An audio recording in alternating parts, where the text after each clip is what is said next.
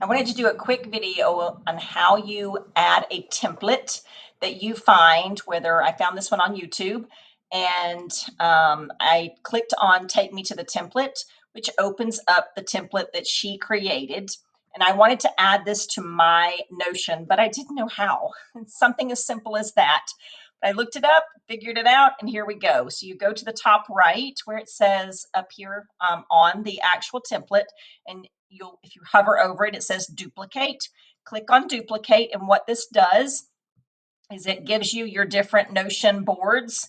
You click the board that you would like it on and click add, and it automatically adds that template to your Notion. But once it's added, you're not going to alter or change their template in any way. Once it is in your Notion, you are good to go. You can change it, you can alter it, and you're good to go. So follow along as I'm learning new things and new business tools and new ways to organize and make your business and your life and everything easier. I will be uploading videos, so follow along. See you soon.